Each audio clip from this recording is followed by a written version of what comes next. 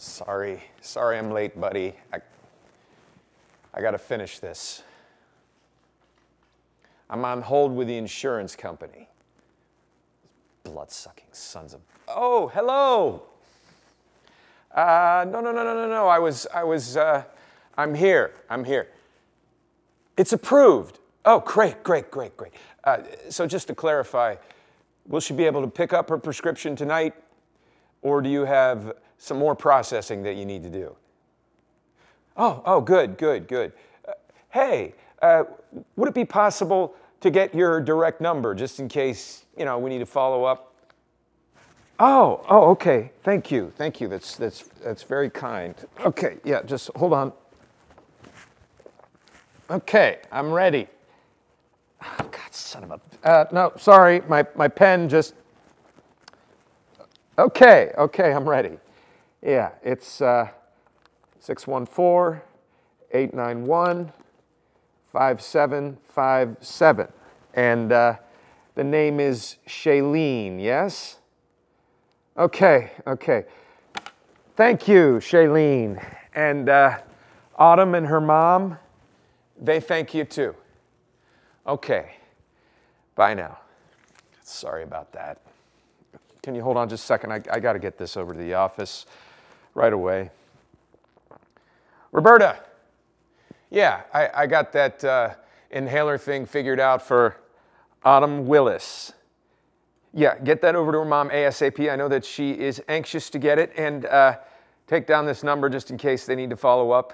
It is 614-891-5757, and the name is Shailene. That is an actual human being at United Health. I didn't think they had any either. So, frame it and hang it above your desk. Okay, bye now. Sorry about that. Let me just turn this off and not exist for a little while. What's that? How am I doing? Well, No, it's just, I can't remember the last time someone actually asked me that question. How are you feeling today, doctor? Well, I'm having a little nagging crucifixion feeling all over my body, but other than that, I'm well, thank you. No, I'm just kidding. But seriously, thank you for squeezing me in so last minute, and again, I am sorry that I'm late. Oh, no. It was nothing serious. Well, nothing any more catastrophic than usual, I should say. Just Friday morning office constipation. Should probably use a different word considering all the diarrhea that's going around. Oh, God. It's sort of a geriatric rugby match in the hallway. Yeah, it started out as a little argument between Mr. Robinson and dear old Mrs. Lott about who was first in line. See, things did get a little backed up because Mrs. Mackin was there first thing in the morning. And I have told Roberta, don't ever bring Mrs. Mackin in first thing in the morning because she always has this list that she wants to discuss. And despite the fact that she is going blind and deaf and is 91 years old, is a sort of miraculous internet wizard with Mayo Clinic updates on her iPhone's Twitter feed that she wants to share with me. And Claire has finally got Dr. Finkelstein from the insurance company on the phone to discuss the denial of Mr. Lyle's blood thinner. So she is rucking through the scrum with her phone extended for the handoff. So, just a sort of little baby boomer roller derby there in the hallway with walkers and body fluids everywhere, chasing me down as I am pounding on the gates of the insurance company with Finkelstein as a sort of burned out Monty Python Black Knight with his "None shall pass." So just another day at the office, really. I'm sorry. How are you? How is lawyering? Really? Oh, that's good. Good for you. Good. Maybe I should go back to law school now that I'm finally paying off my med school loans. Right. Right. So I Jesus, is it really 4:30 already? No. It's not all right, and I am going to pay you for that lost half hour and for the rest. No, I am. Look, I got a lot to say, and I don't want you to worry about the clock. So I'm going to pay. So I can just ramble away my IRA. You know, back when you were first thinking about it, I remember I said to myself, law school, God, who wants that? That is nothing but pushing paper all day. But now it turns out that's all I'm doing half the time. But now I envy you. At least you get paid by the hour. Me, I get piecemeal by the visit. Oh, I know. That's my incentive, right? To work harder and faster and be more efficient.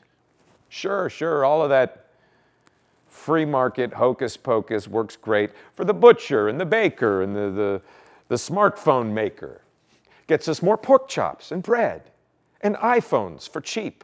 But for the amputator of legs, the prescriber of pills, the prober of prostates, what is it that we are making more of exactly?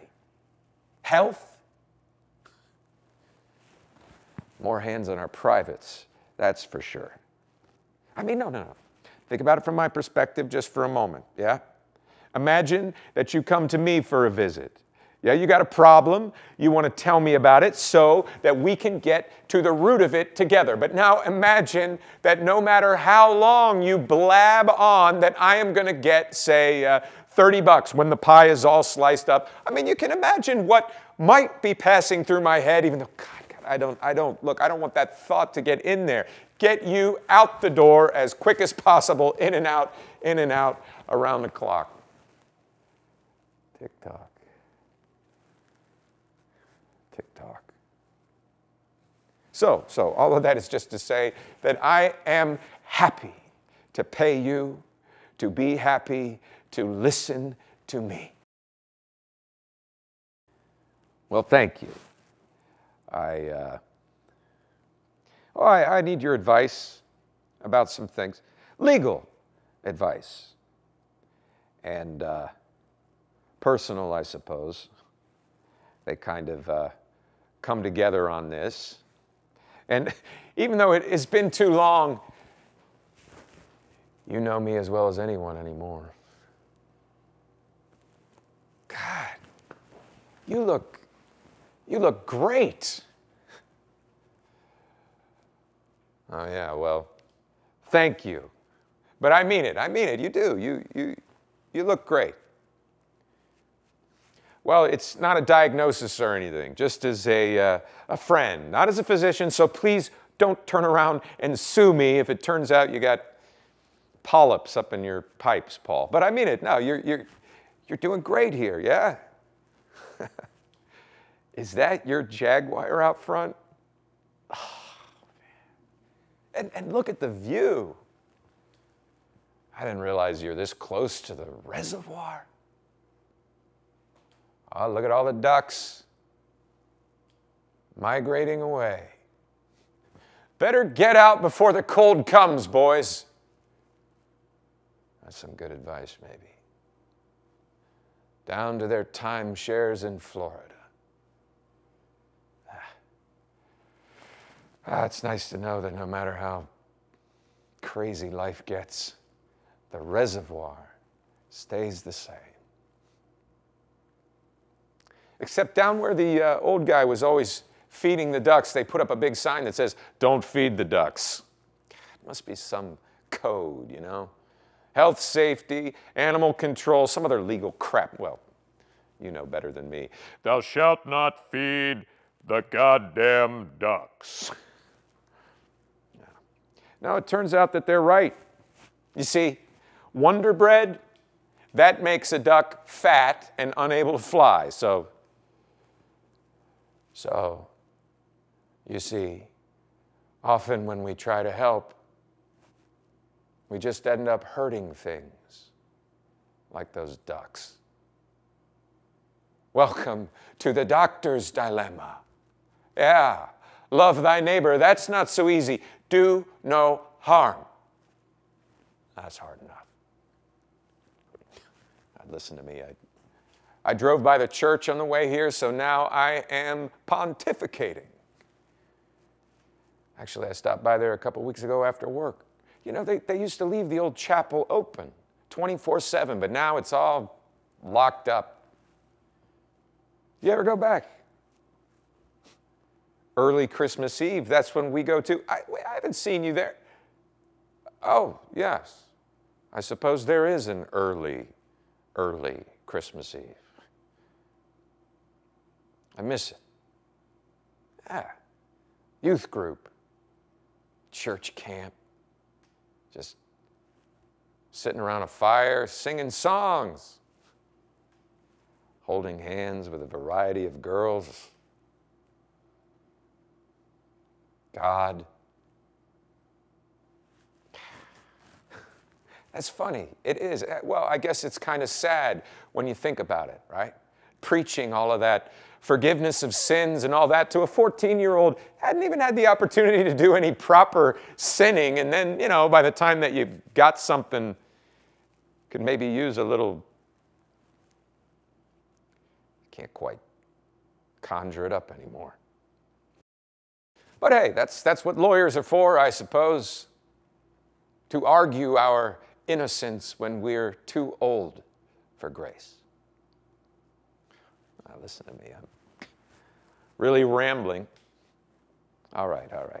Avoidance and denial. Sure, I've got to deal with those all day with my patients, but that doesn't make it any easier when it's yourself. All right, I've got to stop beating around the bush.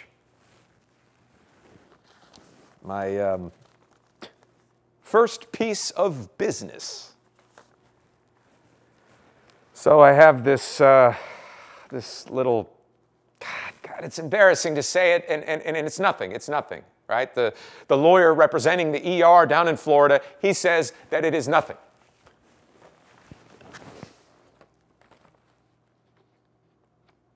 One of my patients, yep.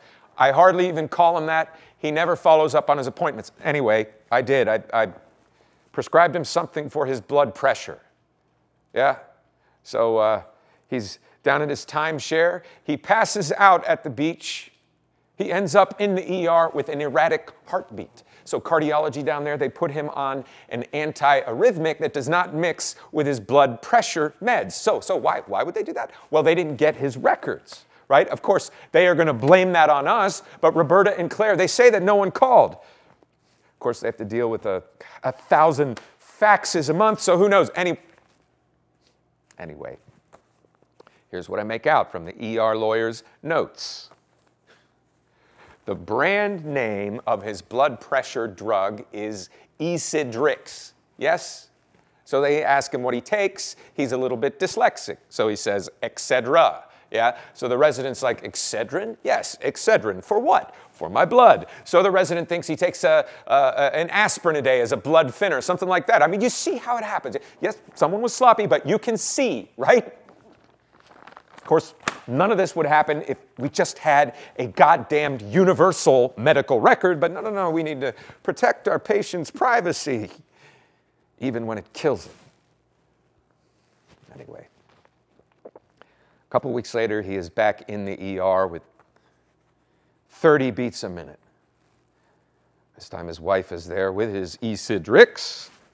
It's a big scene with the guy's son, whose buddy is a member of your tribe. I never even knew that he was in the hospital. The family was careless. Someone at the hospital was careless. What does it have to do with me? Ah, well. Just a matter of time. That's what my dad always told me. Just a matter of time, son. Oh, hey. Speaking of my dad, I have got something here for this special occasion. Will you join me? What? I'm going to meet my wife later, too. I think I'll have a double. Yeah. What? Not on the clock? I told you I'm gonna pay you for your time. So, how about just a wee little dram, eh? Okay, look, I'm just gonna pour some in the other glass here for luck. And for auld lang syne. No, I'm not usually carrying one of these in my bag. Not yet. This was the bottle that my dad gave me as a sort of graduation gift when we were in Scotland. Yeah. I finished up at medical school, and he tells me that he wants to show me the ancestors, literal and spiritual. The McQueens, we come from the Isle of Skye. Ah, that is a glorious place.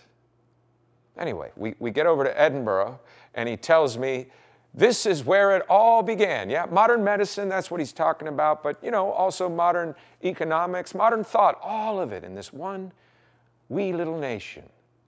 So we did the castle and the palace and all of that, but my dad's favorite spot was the Museum of Surgery. And you know, my dad, he's not the type to bristle, but he bristled about the early history of our art. The art of medicine.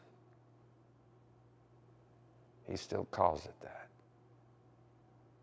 Idolizing the courage of those early Scots, dissecting their way through the dark ages with nothing but the light of common sense. Well, a big pile of cadavers carved up for posterity. They did. They mapped out the whole human anatomy over the course of a decade. Anyway, we finish up at the museum, and he takes me over to this whiskey shop, and we sit up on a couple stools, and we talked more in 10 minutes than we have all our lives. You know, real talk. Tells me he's proud of me, the man that I've become at the ripe old age of 25, and we have a quite profound monosyllabic Midwestern father and son, hand on the shoulder kind of a moment, and he calls to the shopman and he asks for something from the Isle of Skye, this smoky blend of the purest water and soiled peat. And he puts the bottle in front of me and he tells me that I am pursuing the noblest profession that a man can choose, and he knows that I'm going to make it. And his hand is on the bottle, and he says, now, son, I want you to keep this, and I want you to remember that I told you that someday you are going to make a mistake. Someday you are going to hurt someone, maybe your patient, your family, maybe yourself, and you're going to stand at a crossroads, and you're going to doubt that you are on the right path, and you're going to have to make a choice, and no one's going to be able to make it for you. There's not even going to be a right choice, but still you are going to have to choose. And in that moment, you are going to find out what it means to be alone. And in that moment, you are going to find out what a doctor is. And when that time comes, I want you to take down this bottle and pour yourself a dram and remember that I stood in that same spot before you. So, here I am.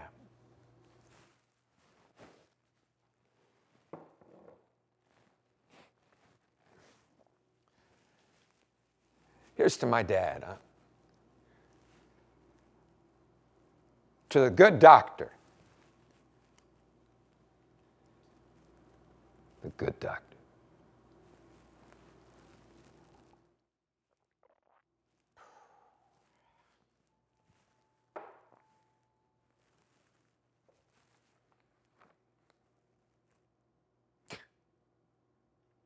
Looks like some kind of goddamn form letter, you know? Lynch and Crabtree, those are their actual names. Some paralegals filling in the blanks. I'm just spaghetti on the wall to them. See, they're going after the hospital, so they figure that they might as well shake my tree too. My deductible is $5,000, so they think that I'd rather just pay them the hush money, but God, to hell with them. Sending that guy to my office in his gray suit, making all my patients nervous, and he's looking at me like I'm some kind of, to hell with him. Do you do this kind of thing? Good. Ah, it makes me so nervous. Someone's snooping around in your closet. Every doctor's got a closet, believe me.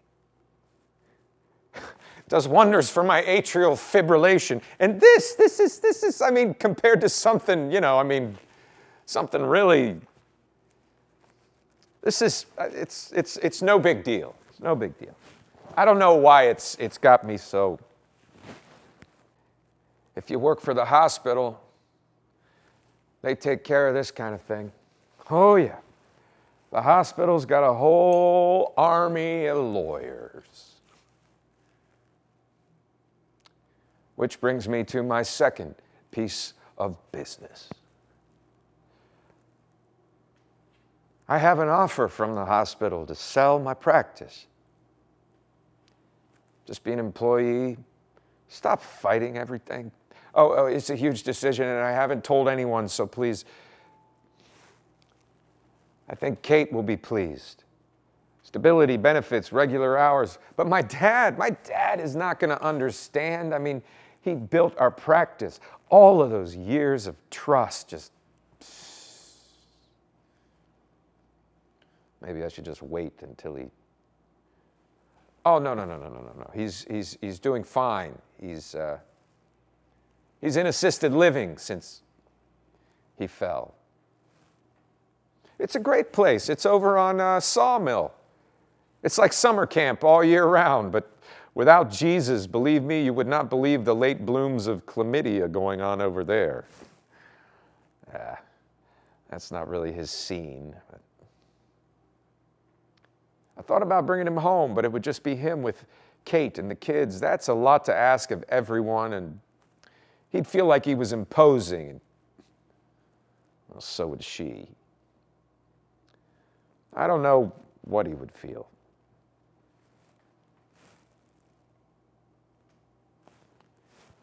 Is that your recent picture?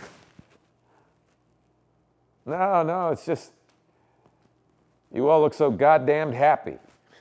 Good. That's good. Good for you, buddy. Good for you. You know, it's been too long since we all, sometime we should, yeah? Go on a picnic or something. Show the kids all the crazy stuff that we used to do back in the woods there. God, my kids, they don't do any of that.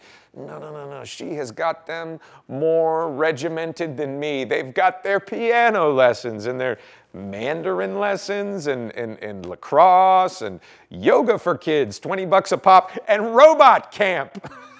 Yeah, I don't know if that's where they make the robots or they're turned into them, but well, she's researched it, and it's the right kind of camp for her Ivy League campaign. I don't know sometimes, you know, building out our 10-year-old's resume. I mean, God forbid that they should end up merely middle class, right? What she doesn't realize is that we are all of us in the disposable middle class now, unless you are a billionaire or a hospital executive. Oh, God, listen to me. How's this going to work? I haven't even accepted their offer. I'm not even working over there yet, and I'm already complaining about them. Anyway, I want you to take a look at their offer.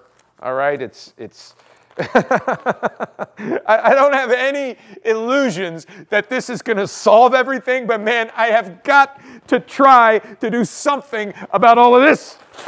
Oh, Jesus. Oh, no, this is perfect. This is perfect. This sums it up right here. Yes. You see, this is my life. Chasing around after all of this.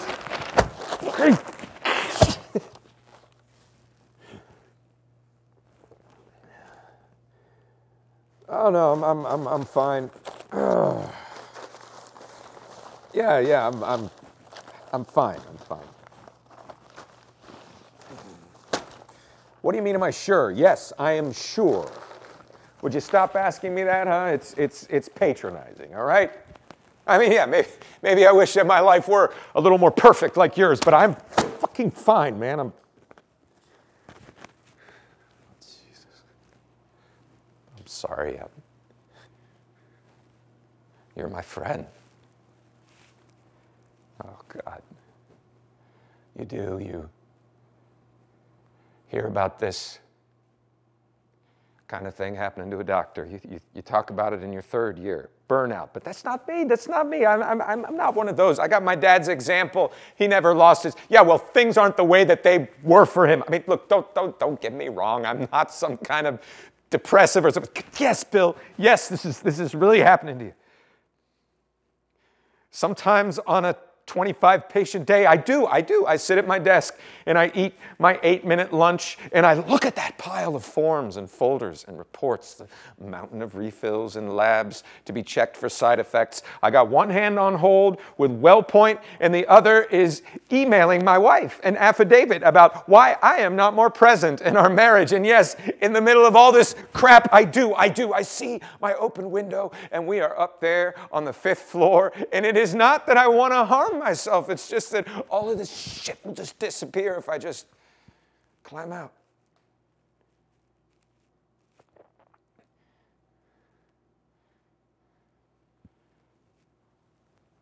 But fortunately, I'm kind of a coward about physical pain, and 5 floors will probably do the job, but maybe not. Probably not right away. You'd have to go head first for that, and I'm more of a stick your toes in the water kind of guy. It's a good thing I'm not an anesthesiologist.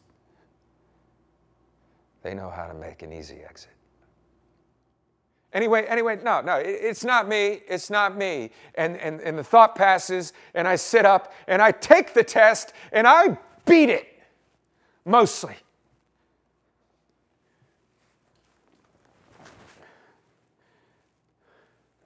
And I've always passed. I've always passed. You give me whatever kind of test that you want. Medical school, that is no joke. And then you got your internship, you got your residency. God, those are the limits of what a person can take. So you figure you can do that, you can do anything, right? But over time,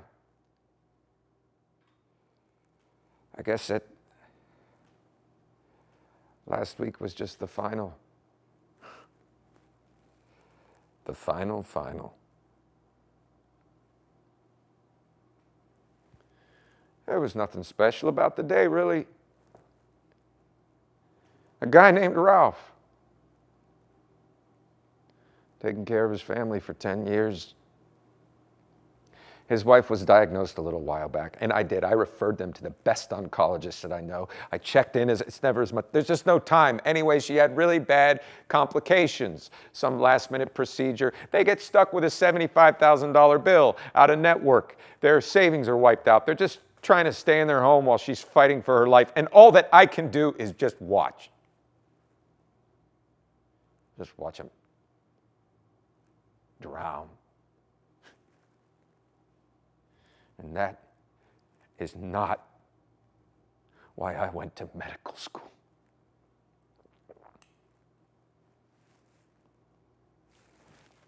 So Ralph came by last week. Claire interrupted my exam to tell me. And I told her, look, I do not get paid to just sit there and listen, Paul. And it's a 30-patient day. I got a pile of letters. The EMR is clogged up. And everyone is waiting for me. And Claire whispers that Ralph is in the waiting room. And his wife died last week. And he would just like to come in and sit and talk to me about it for a few minutes. And no, I can't do that. So she did. She sent him away. I've been his doctor for 10 years. And I didn't have 10 minutes to give him so that he could tell me that his wife died. I don't have any goddamn time. No, no, no, that's not it. That's not it. I don't have any. I can't feel anything anymore for anyone. And I haven't passed the test.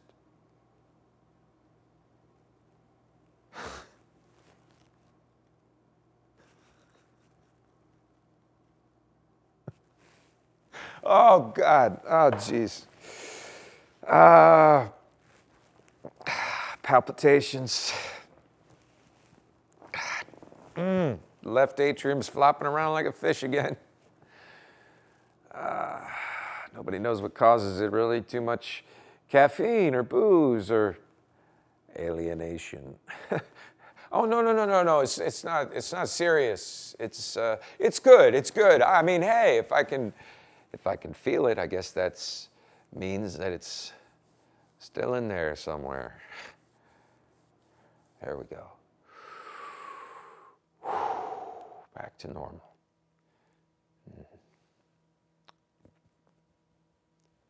It's a liability, really. I mean, more and more, what's needed is something not human. Something that can smile, but on the inside, an insect. With good bedside manner. Something to walk into the room and offer his sympathetic antenna and scuttle out and forget and repeat 25 times without reflection. It starts to feel normal. Normal. Gotta have a drink or two to get back to myself. And when I do, Paul, it just blows my mind, the expense, the waste of it. These armies of insects battling over bills. I mean, you have got to go back to Stalin for this kind of bureaucracy, but now, Americans, we don't mind a gulag as long as it is privately run. You know, I was in France a couple summers ago with Kate. Yeah, a costly form of couples therapy. Airing out our differences over the Michelin menus of the world's most romantic vistas. Anyway, despite her acing her French AP test, she ordered her cassoulet with the shellfish.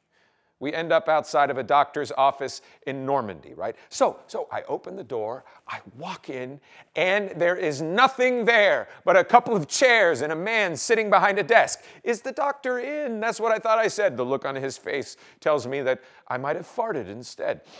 Where else would the doctor be? He says. Confused, I say, can we please see him? His nose lowers in amusement. Oui, I believe you can see him. C'est moi. The reason that I was so confused, Paul, it was inconceivable to me. There was no one in that doctor's office but the doctor. You see, there was no one there to handle the insurance and the records and the bills. There was no one but him. And when he was done examining my wife, we told him that we don't have any traveler's insurance. So he points to this chart on the wall. The prices are all listed, the same as in Versailles or the slums of Paris. Apologies, but you must pay the full amount. So I brace myself for the bill. 23 euros total. He was unrushed and he was friendly despite being French. And I could tell that he did. He practiced the art of medicine. It's incredible. How's that possible? Here in the land of the free and private enterprise, I cannot even afford to work for myself anymore. And over there in the cesspool of socialism, that guy's driving around in his little golf cart still making house calls. Like my dad used to. It's so far, it's too bad that we're so far away from everything, you know? I mean, you do. You go abroad for the sights, sure. But if you are lucky, what you really see is yourself. And what I saw in that mirror, my reflection,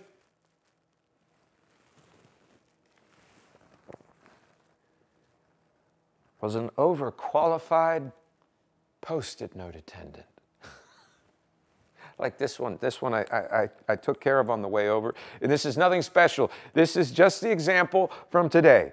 This young girl came to see me last week, Autumn. She's a sweet kid. Autumn can't breathe so well. So I did. I prescribed her the one drug that is both safe enough and strong enough. Yeah? Next day, Mom calls to say that the pharmacist says, that the insurance company says that we need to get a pre-approval. And there is no fast lane on that phone menu for me or my nurse, Cindy. 16 years of training between us, and we are stuck on a phone menu designed by Hieronymus Bosch. So we finally get through. There's some kid on the other end of the line, just out of high school. I don't see that drug on my chart. So Cindy suggests to him that there is no Z in asthma.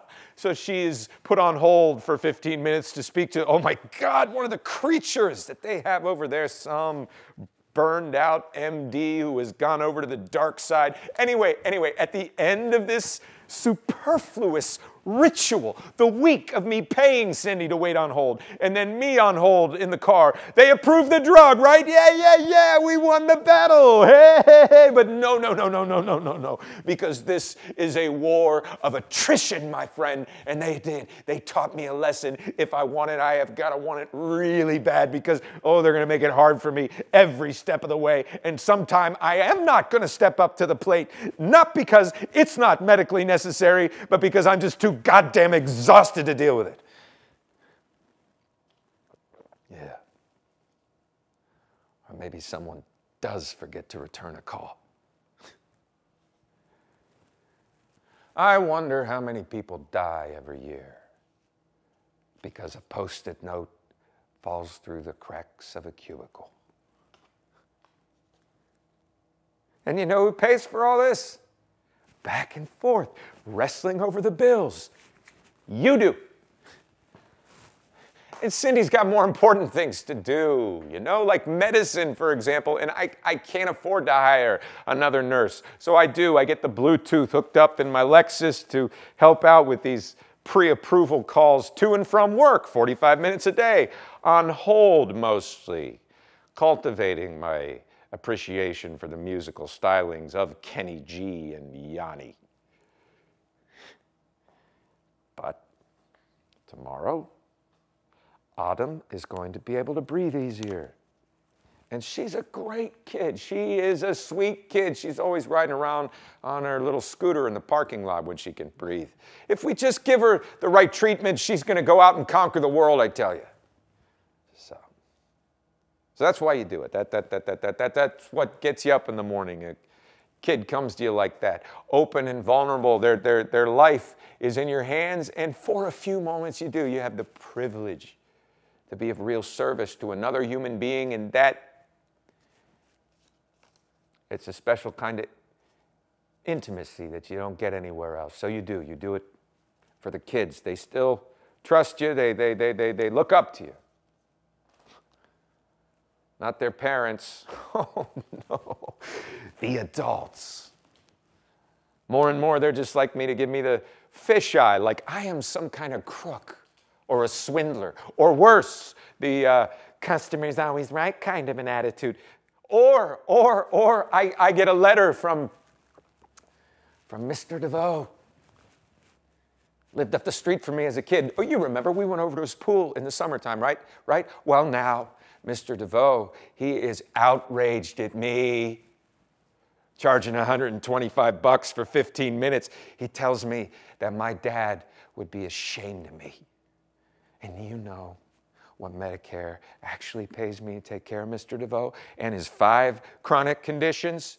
$50 with which I got to pay Cindy and Claire and Roberta and Rick, who handles the accounting, and I provide them all their benefits and the rent and the malpractice and the EMR fees and the licensing fees, at the end of which, if everything goes smoothly, I can keep our little shop open for another couple months. So yes, Mr. DeVoe, I do need your stupid $15 copay. Of course, I want to take care of him. He taught me how to do cannonballs, for God's sake. But look, if we don't bloat the bills out as much as possible, the insurance company is going to use it as an excuse to pay me peanuts. That's just the opening bid. Nobody pays that. Unless you don't have any insurance. Or you get caught out of network like Ralph and his wife.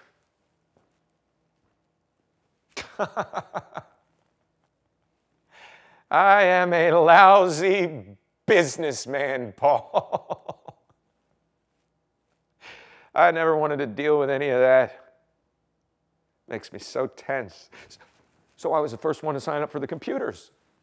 Digitizing the electronic medical record. Oh yeah, that was supposed to take care of all that busy work, the business side of things. But no, God, I can spend half of my day inside of that thing. They have 14 different codes in there for 14 different kinds of ankle sprains, for God's sake. 3 kinds of injuries from flaming water skis. Not to mention the tendinitis that I've developed trying to find the proper code for Mrs. Mackin's dire encounter with her vacuum cleaner. And if I don't find that exact code, I don't get paid for my efforts. I used to look at people's faces. Now it's screens. I heard the patient's voice. And now there's a whole chorus of whispers in the room with me. The claims analyst, the entitlement bureaucrat, the pharmaceutical rep, the lawyers. All of them are whispering in my ear. So how am I supposed... You see, my dad, he always said that medicine is a trust that you have got to earn by listening. But how can I through the whispers and the tick, tick, tick, tick, tick? You know, since he retired, I spent a lot of time looking through my dad's old accounts. And he got paid twice as much for a basic visit. Yeah, and he lived a comfortable upper middle class life, and you know, that's how I grew up, that's what I'm used to. So if I want to live like that, I have got to see twice as many people. Oh, the MBAs and the bureaucrats, they love that, right? That's efficiency. But no, it's not efficient because I don't have any time to think. A million different codes in there, and somehow they forgot that one. Do you know what I get paid well for? What they have me hoping walks into my office every day? Boils. Oh yeah, bring me your boil to Lance or your pimple to freeze off. Then I get to bill like a surgeon for 4 minutes of work. But if you come in with some kind of pain in your neck, a weird rash and stomach cramps, well, it takes a little bit of a very sophisticated medical procedure called talking to get to the custody battle and the boxes of wine and donuts and the autoimmune complications. It takes time to put things together up here. But how do you measure that? Huh? What's the code for that?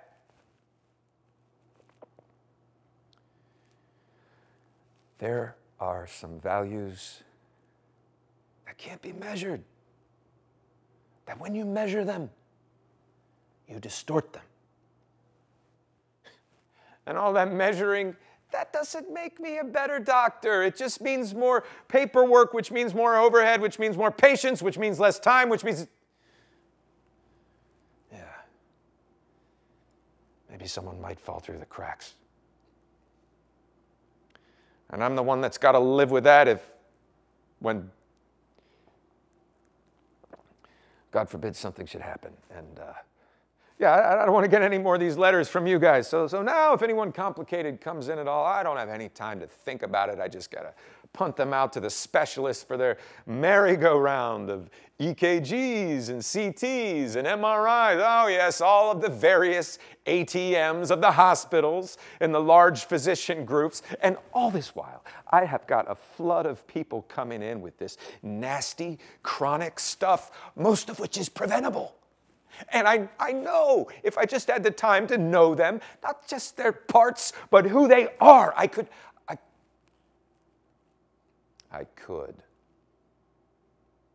So why don't I? I'm a kid with his fingers in one of those Chinese traps. Everyone's pulling at my elbows. I'm 45 years old, right? I'm finally paying off my student loans just in time to start saving so that my kid can go to Stanford or Yale or wherever he wants. And you know, why shouldn't we eat out if we want? I've earned it. And yeah, why shouldn't I get to drive a nice car? And you know what? You know what? Mexico is kind of a dirty dump these days. Why shouldn't we get to vacation in the Seychelles? Yeah. These are the compensations that I enjoy, I suppose.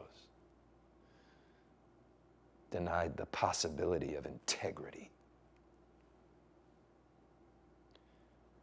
And when I look ahead, Paul, I don't see a light. I see a gaping black hole of baby boomers demanding the all-you-can-eat buffet of care. But who's going to care for them? Huh? Who's going to listen to their complaints and their senile ravings and their smelly, leaky, failing bodies? Who is going to listen to them? Oh, there'll be an assembly line. Sure. There will be probes and scans and procedures and intubations and electric jolts and cutting and dissecting and beautiful machines to keep them going in the end. Slowly turning them into the image of themselves. Beautiful, efficient, mindless machines for making money.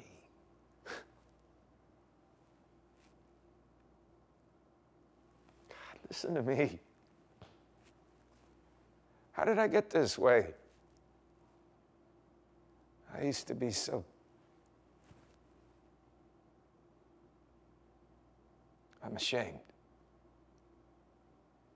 of my cynicism. If I could open myself up and cut it out, I would, but that is an operation not taught in medical school.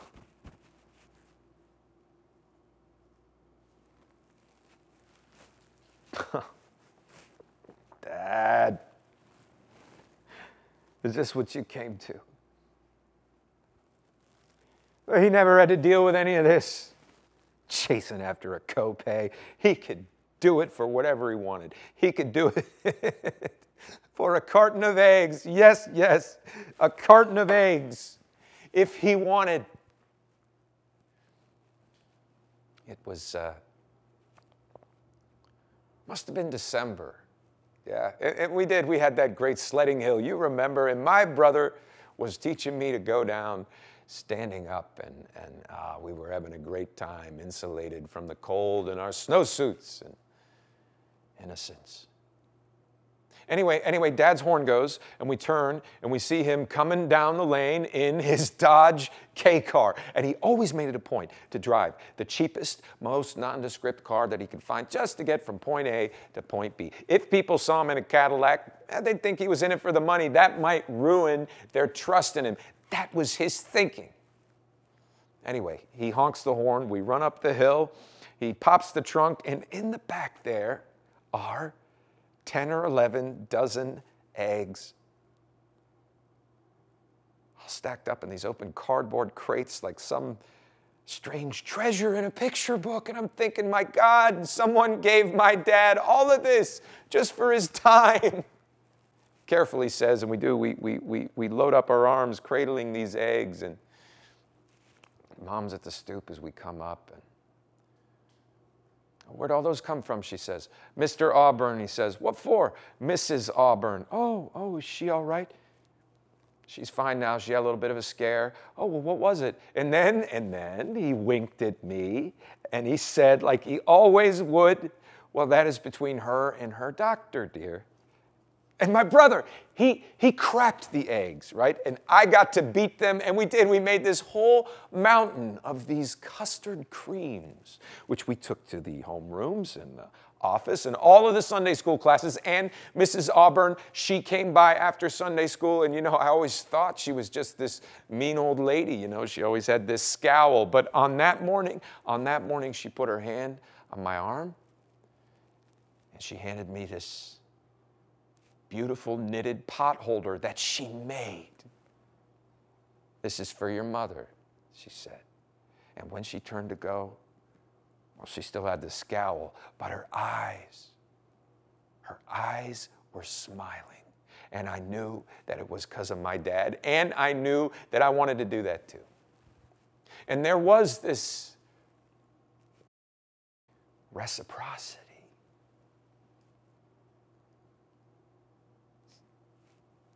Sounds like a Hallmark or something. But it was really like that. At least that's what I remember as a kid. Who knows what he was really going through? It's a bit late in the day to ask. No, he's doing all right. He is. But the mind, it slips quick. And he's so sharp that you really notice. He always liked to work with his hands. If he wasn't a doctor, he'd been a carpenter, and he had that kind of a touch in the exam room, right? Hands that know what's wrong with you, hands that make you feel all right. Yeah, we don't have that anymore, just keyboard pokers and mouse clickers. Anyway, he liked, with his own hands, to do his chores, painting the house, fixing the fence, cleaning out the goddamn gutters. He did. He mentioned that they're backed up, and I said I'd call someone, or I'd take care of it myself, but I just kept putting it off, or the Post-it note fell through the cracks. He didn't want to wait, I guess. I found him there at the foot of the ladder in soiled underwear. That's hard, the first time that you see your dad like that, and he's not saying anything, he's just looking at me, trying to hold in the pain, but his eyes are saying, well, here I am at last in someone else's hands. And you realize it's on you now to take care of things. And you realize that the strength that you thought that he had as a kid, it's just like this. It's not strength at all. It's just there's no one else who's going to take care of things. Either you are going to step up or it's not going to get done. It is in your hands now. And you know what, Paul? That is where we all are, even though we don't realize it. I mean, what are we going to do when all of these baby boomers can't step up anymore? Who are we going to be? I mean, the guy on the radio is talking about cutting Medicare. What does that say about us? What are we going to do? Send him off to the dog food factory? I know what my dad would do. He would step up and he would give his best, even if it's going to be too much, even if he is not going to be enough. So that is where I am, you see, at the crossroads with this. You see, the hospital, they are going to help out with the insurance and the billing and the records and if something, well, they have a whole school of lawyers to hide all of my mistakes in their endless motions, and I will just be able to practice the art of medicine, right? Yes, oh God, I can make it look great in my imagination. Yeah, vacations, Saturdays, a work week, time with my dad, my kids, saving my marriage, maybe. Yeah, but you hear other stories, good and bad. The language around termination, it's a little vague. And this guy that I know in Houston, right? He did. He sold his practice to the hospital. Yeah, so he starts working there. And the guys upstairs, they start writing him about his productivity, right? He spends too much time with his patients. They want him to churn the widgets out a little faster. So a little more time goes by, and they let him go. And he is out on his ass, but now his practice, well, now that belongs to the hospital. So I want to know, can they do that to me? Huh? It's right here. It's in the contract here. It's termination, covenant not to compete. I don't even know what it is. What it is that I really want you to say. It's just that my dad, he told me that I was going to make it. I just want someone to tell me that I'm going to make it. But the truth is, either way, it's not going to be any better over there. I know what they want. I know what goes on over there. There'll be a guy there with his MBA and his spreadsheet and his time sheet standing over me. Oh, you got to see more patients and send for more tests. Here. We'll make it easy for you. Just use our system. Just use our network. We can do the test. And the more that they make you see, the more that you're scared that you might have missed something, the more you need to reach out for help to their specialists with all of their wonderful, expensive tests to make your job easier. Don't think.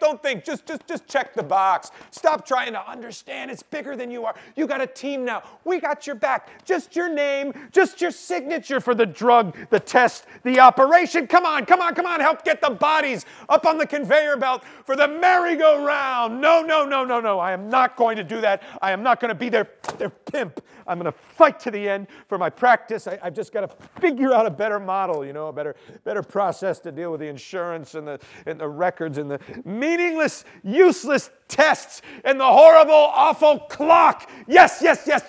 Time. I'm going to make more time.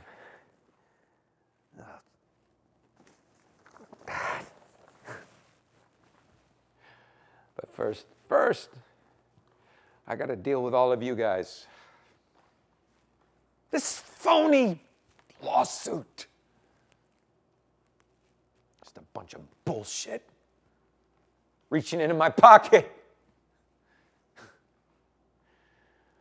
All of you guys are just living off of us. Well, I'm sorry, but I do feel that way. No, I'm not going to settle down. No, you sit down, Paul. You listen to me. I fucking save lives for a living. And you guys, you just sit there behind your desk and your books and you play these little word games with people's lives. And I am trying to save lives. And you guys are nailing me with this petty shit. This is nothing. You have no idea the things that I do. The things that I have to do for all of you. This is nothing. It's nothing. It's nothing.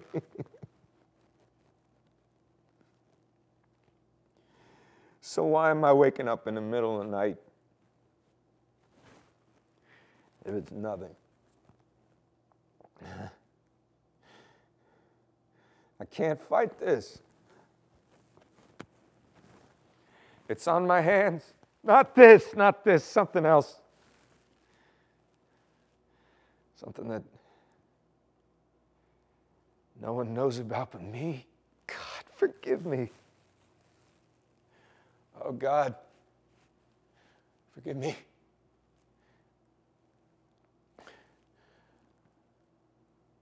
I don't think that he's listening anymore, Paul.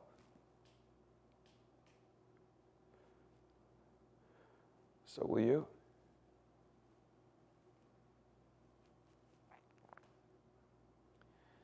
It was a longtime patient that I inherited from my dad. We went to school with his son, John Mosier, a couple years ahead of us.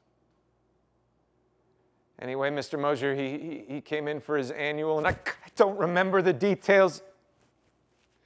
All I can remember from that time are the fights at home and at work, the papers and the forms and the folders all piled up on my desk. But somewhere in the middle of all of that is Mr. Mosier's electrocardiogram, and I look at 100,000 reports a year, and I do good work in the morning. I'm a good doctor. Just after my coffee, I'm a good doctor from 9 to noon.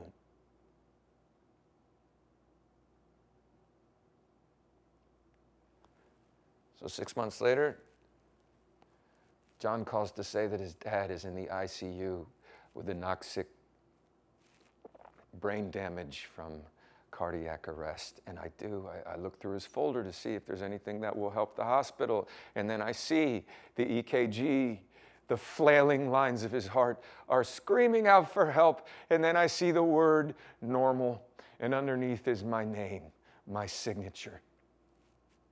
It's obviously a tight stenosis of the left coronary artery. A first-year intern would recommend aggressive intervention, but there it is, just this one wrong word. A sentence of death. And the Mosiers, they never even bring it up. Mr. Mosier's in a nursing home. He doesn't know me anymore. He doesn't know anyone. But John still comes in for his annual, and he shakes my hand, and he looks me in the eye, and for him, everything is still normal, but for me, never, never, never, never, never again will I be normal. And I have got to carry that lie with me all day, every day, for the rest of my life.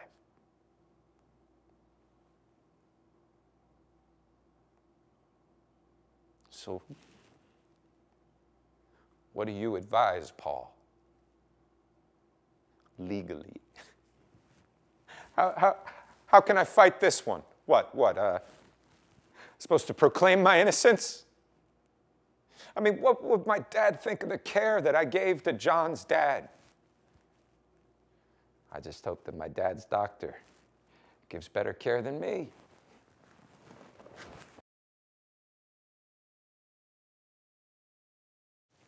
But he looks at 100,000 reports a year, too.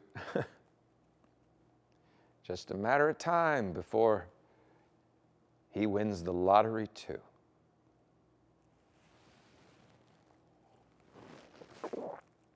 Oh, God.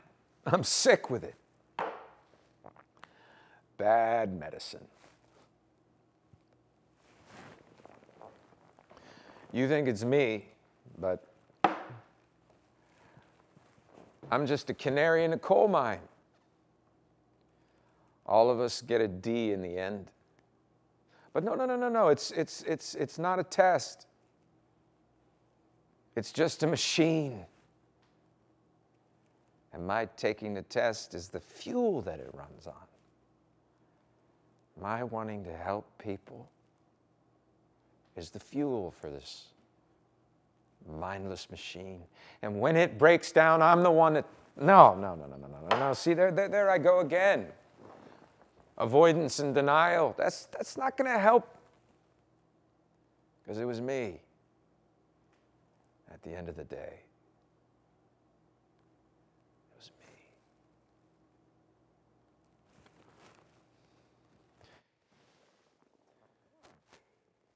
You know what, Paul? I don't think a lawyer is what I really need right now. You hold on a second. There's something that I got to do.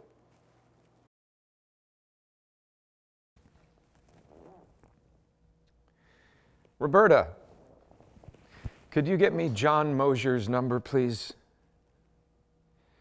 Yeah, just text it over.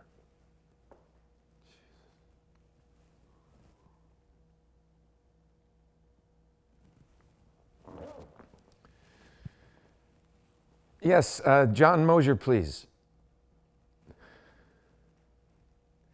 John. This is Bill McQueen speaking. I'm okay.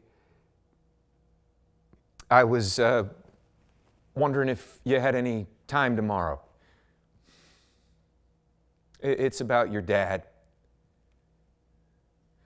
No. His condition hasn't changed, but I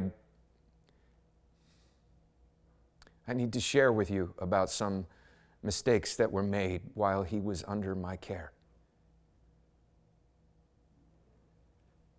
Yeah. Yes, it is. I understand. I am so sorry.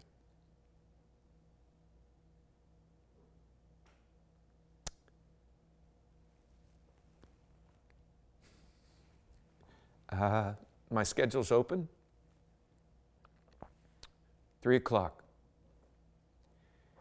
I can come to you if you prefer. Okay. Bye now. Just can't carry it all on my own anymore, Paul.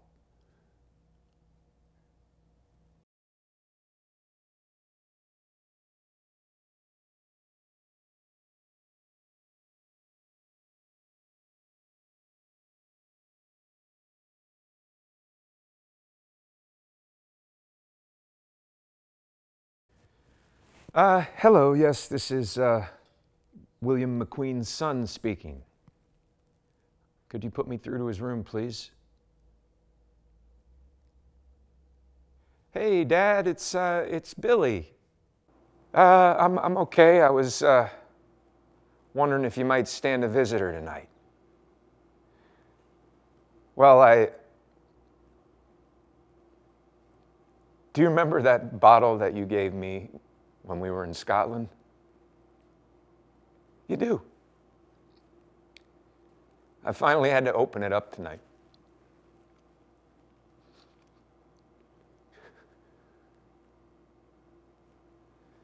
No, there's still some left. Sure. I'll bring an extra glass. Thanks, Dad. I'll see you soon.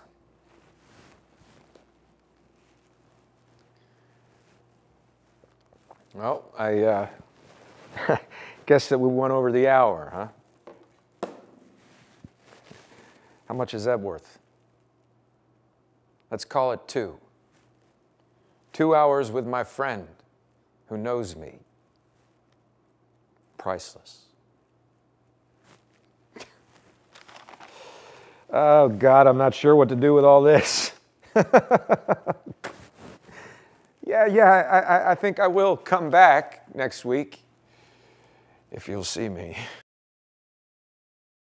Thank you, Paul, for listening to me. You know what? I think I'll go down to the reservoir for a little bit. Walk it off with the birds. You'll look down and the man with the ducks will be me. See if I can get my wings working again. Get up there into the blue. Look down for a little bit. I think I can remember the way.